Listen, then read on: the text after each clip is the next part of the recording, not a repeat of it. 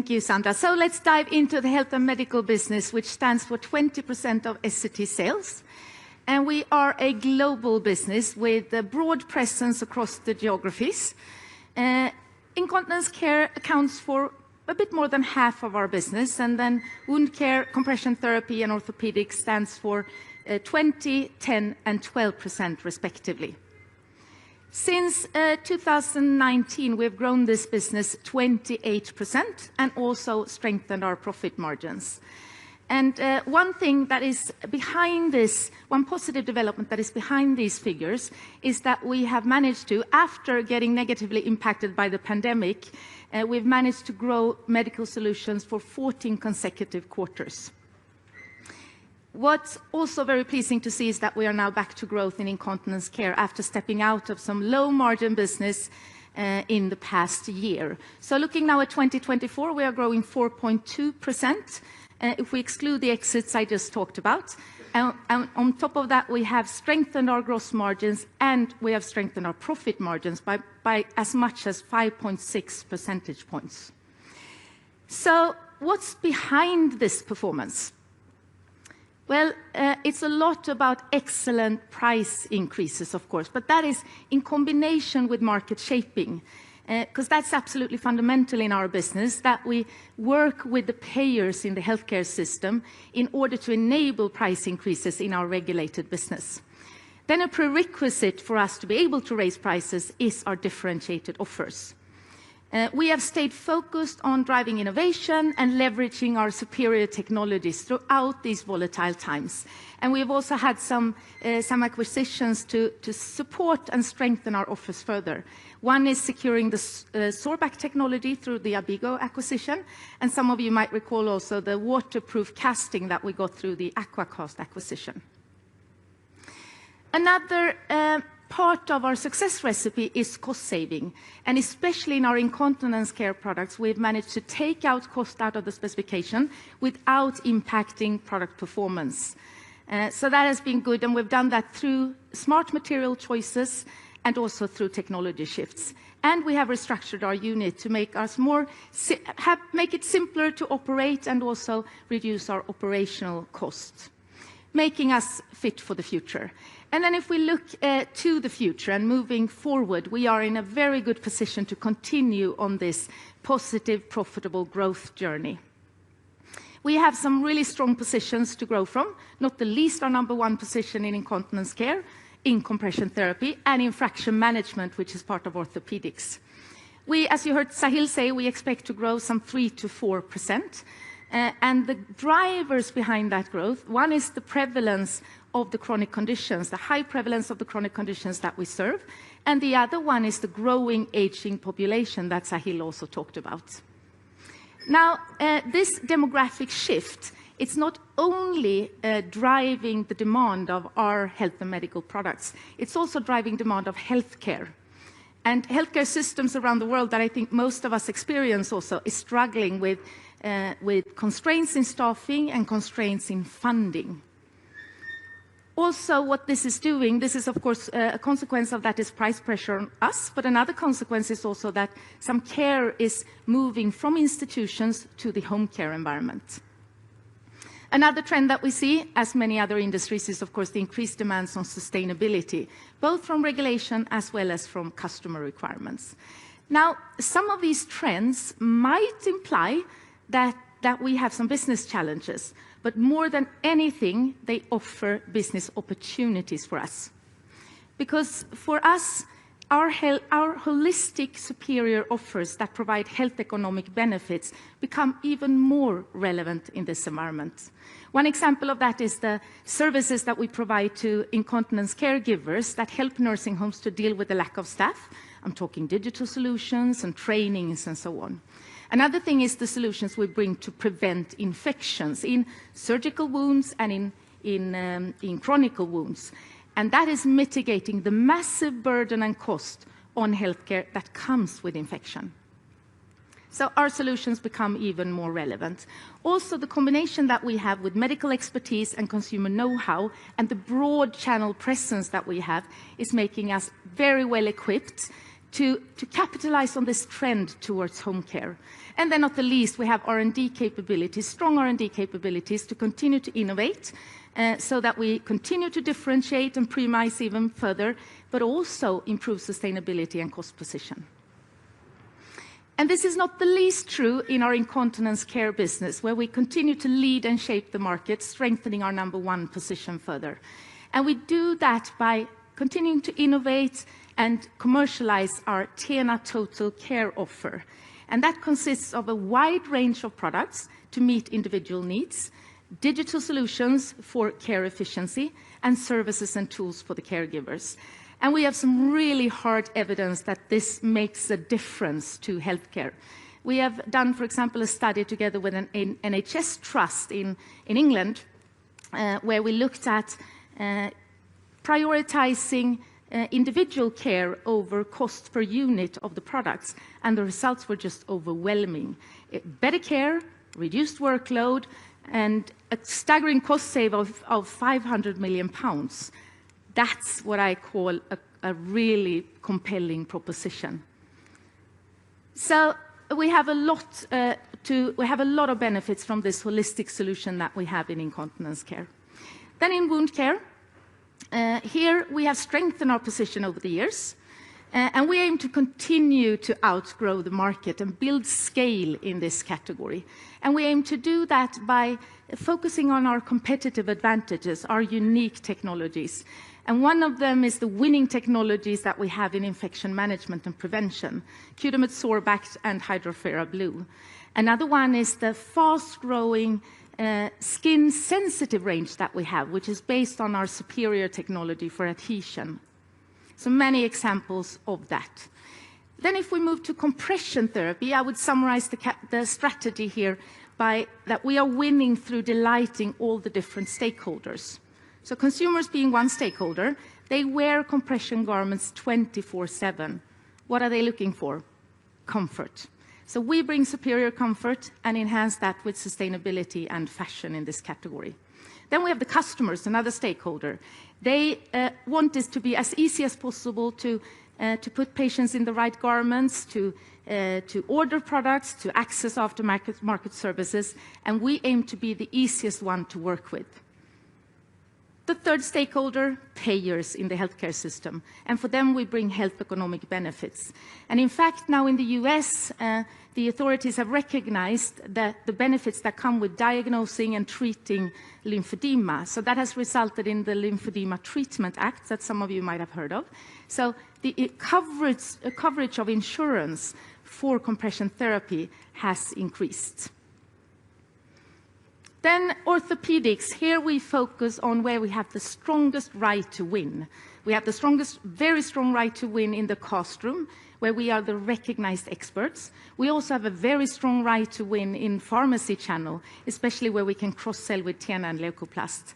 And an example of that exactly is what we did in Poland, where we launched the Actimove braces and support some 3 years ago. And that is to the example here to the right.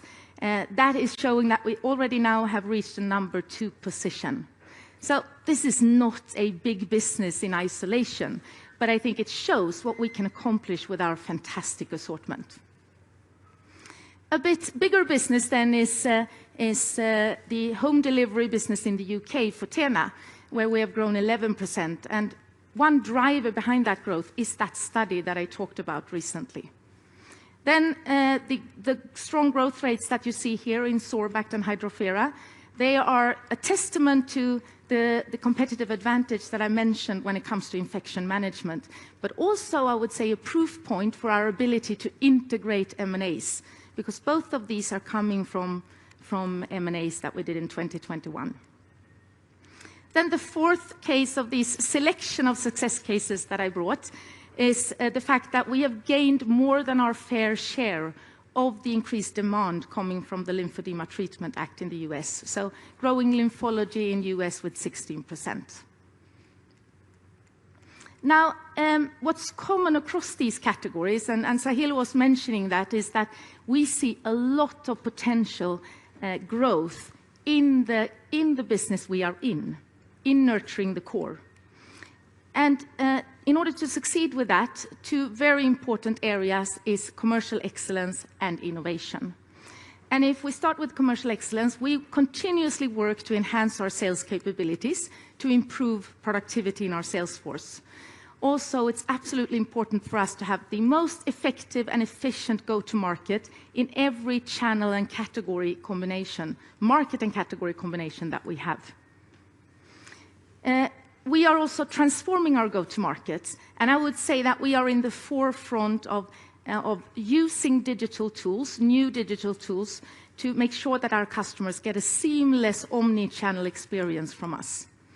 We are also in the forefront of market shaping to make sure that we get paid for the value that we bring, both today and tomorrow. And with me to talk about how we do that is our Vice President for Sales and Marketing in region UK, Ireland, and South Europe, Ida Imus. Thank you. As you have heard, we are innovation leaders and we have superior solutions. But as Ulrika said, it only makes sense if we're able to get value for what we create. And that's why market shaping is a very critical thing for us to do and something we do very successfully. If you think, I told some of you yesterday already, but if you think about it like an iceberg, only the top of the iceberg is visible above the water. It's the same with many chronic conditions and the cost of that. If you take incontinence care, only 4% of the total cost is linked to the product. The 96% is linked to managing the condition as such. That could be changing the product, that could be leakages, that could be laundry. So that's really a significant part of it. We have become a really important partner for our customers in coming up with new future-proof solutions for the care and also for procurement models that really consider these hidden costs, the 96% that you don't see. We promote what we call value-based healthcare. That is a model that looks at outcomes rather than the cost per piece. And we engage with both policymakers and procurement functions to discuss how can we do that in a good way and show them that quality products can actually give better patient outcomes, it can reduce the total cost of care, and for us, of course, it allows us to sell higher margin products. I will share a couple of examples with you. And the first one Ulrika already mentioned, the one from the UK with NHS, with incontinence care, where there is a significant saving for them. There are significant benefits for the patients using better quality products, individualized care. And for us, it means that we can sell better quality products, higher margin products, and longer term have a more profitable business. Another example I want to share with you is our Locomet Soulback product. That's a wound care dressing. And we use that with women who had cesarean section in the UK, where we did this pilot. The project showed a 38% drop in surgical site infections. And related to that, it showed around 30% reduction in readmissions and in the usage of antibiotics. So that is really, really significant. And with them, we pioneered the first ever value-based procurement case study in wound care. So this product is a very differentiated product, and that means that we can actually get paid for the value we create with it, pricing it differently in tenders. So these projects demonstrate the power of market shaping and what it can do, and they have actually inspired the NHS to change their purchasing methodology and new procurement methodology so that it going forward will reduce the share they allocate to price and tenders to only 40%, with the remaining 60% dedicated to value in terms of patient experience or outcome. In markets where our customers are not as advanced as NHS, because this is really at the forefront, but in other markets we advocate for what we call multi-supplier tenders. That could, for example, be in Sweden, where that kind of tendering allows them to have both low-cost suppliers on the tender and us with the higher priced tender products. And that allows both the procurer and the patient to get the products they want, and it allows us to get paid for the value we create. Thank you, Ida. I think, and I hope that this gave you a view on how important this part of market shaping is for us and a part of our commercial excellence, to make sure that we get paid for the value that we bring and also to support healthcare on their journey. Now, the other part, the other strategic priority in order to grow for us is clearly innovation. And some examples here. One example there is Tena Pro Skin that we have, which is a fantastic range that is designed not only for superior protection, but also for superior skin health, with some really advanced features to secure that. And you can learn more about this innovation and all the other examples here when you visit our exhibition in the canteen during lunch. But for now, let's spend a few minutes to dive deeper into the innovations that we have in wound care specifically. And we will do that with our Vice President for Global Marketing and Innovation for Medical, Anand Chandarana. Thank you, Ulrika. Just to reiterate something that Ulrika said earlier on, we are the fastest growing among the large wound care players globally, and that's something we're very proud of. And not only do we want to continue that growth, but we'd actually like to accelerate from here on out. And that's a strategic imperative because wound care is accretive to our margin mix. It's one of our high margin categories in health and medical, but also across Essity. And so the way in which we're going to grow and accelerate our growth is by strong commercial excellence, as Ulrika alluded to, but of course innovation for the future. And in wound care, our heritage is, and our leadership is in adhesive fixation. So I could say perhaps it's an unbiased opinion, but we are industry leading when it comes to adhesive fixation. We have perhaps the best technological capabilities here. And this is fundamental in wound care because you need to produce products that stick to skin and can come off without causing pain and trauma. Makes sense? So that is something that we will double down on and we will continue to innovate with, and that's been a heritage of ours, so that's functional adhesives. Historically, we've focused on developing our wound care portfolio to be sort of a full-line portfolio. So fulfilling all the big gaps to allow us to have something which is a strong clinical offering across all key wound types and across all phases of wound healing, and commercially so that we can have strong positions on contracts and formulary and GPO listings. And so that is something that has brought us to the strength of position that we have today. Recent efforts and recent innovation has focused on where we believe we have the right to win and we have the highest uniqueness with our technologies. And that is exudate management or fluid management, important in wound care, and infection management. So namely the technologies that I'm alluding to here are Sorbian technology and Sorbact technology. And with Sorbian, we have an unparalleled performance when it comes to fluid absorption and fluid retention. And what we've tried to do is to get that technology into as many platforms and wound product types as possible so we can get them to as many patients as possible.